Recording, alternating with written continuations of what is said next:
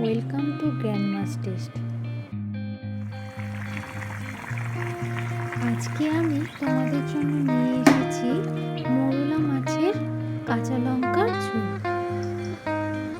মৌরলা মাছগুলোকে ভালো করে ধুয়ে আমি হাফ চামচ লবণ আর হলুদ গুঁড়ো দিয়ে মাখিয়ে রেখেছি খানিকক্ষণের জন্য।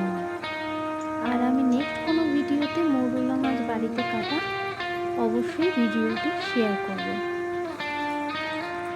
আমাদের এই রেসিপিটি বানানোর জন্য একটা আলু লম্বা লম্বা করে কেটে নিতে হবে, একটা পেঁয়াজ ঝিরিঝিরি করে কেটে নিতে হবে। আমি 4টা লঙ্কা এখানে চিড়ে নিয়েছি। আপনারা যদি আরও ঝাল পছন্দ করেন তো আরও লঙ্কা দিতে পারেন। আর হাফ টমেটো আমি লম্বা করে কেটে নিয়েছি।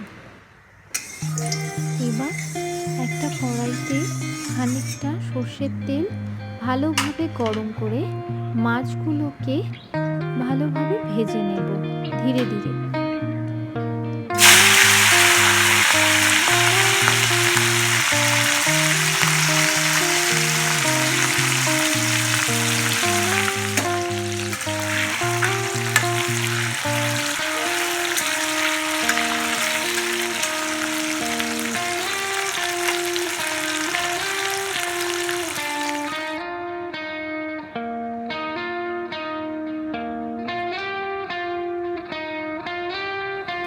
এবার ওই একই তেলে কেটে রাখা আলুগুলোকে সামান্য হলুদ আর লবণ মিশিয়ে রেখে ভেজে নেব। আলু ভাজাটা হয়ে গেলে আমরা একটা বাটিতে 1 চামচ জিরে গুঁড়ো, হাফ চামচ হলুদ গুঁড়ো আর 1 চামচ লবণ দিয়ে সামান্য একটু জল দিয়ে মশলা বানিয়ে ফেলবো।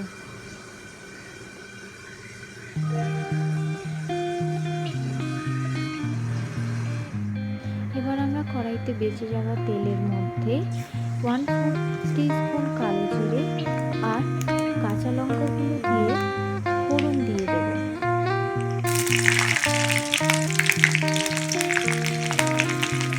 ফোড়ন দেওয়া হয়ে গেলে এরপর এর মধ্যে কেটে রাখা পেঁয়াজগুলো, টমেটো দিয়ে সামান্য নুন দিয়ে ভালোভাবে নেড়ে ভাজতে থাকবো।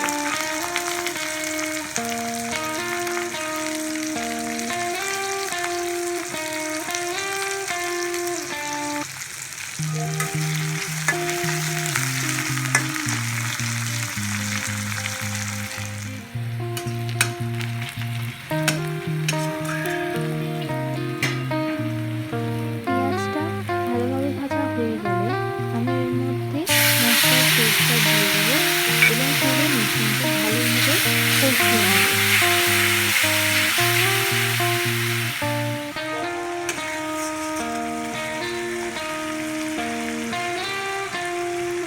মশলা কষানো হয়ে গেলে আমরা এর মধ্যে ভেজে রাখা আলুগুলোকে ছেড়ে দেব এবং আবার নেড়ে নেব।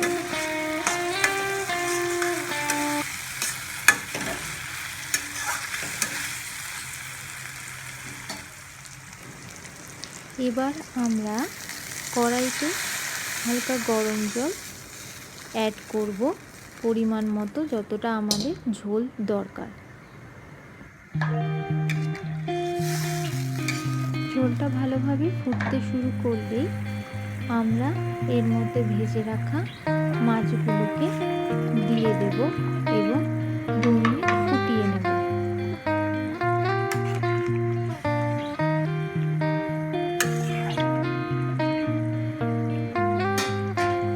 ভালোভাবে ফুটলেই এবার আমরা ঢাকনা দিয়ে দেব আর ফ্লেম অফ করে দেব 5 মিনিটের জন্য।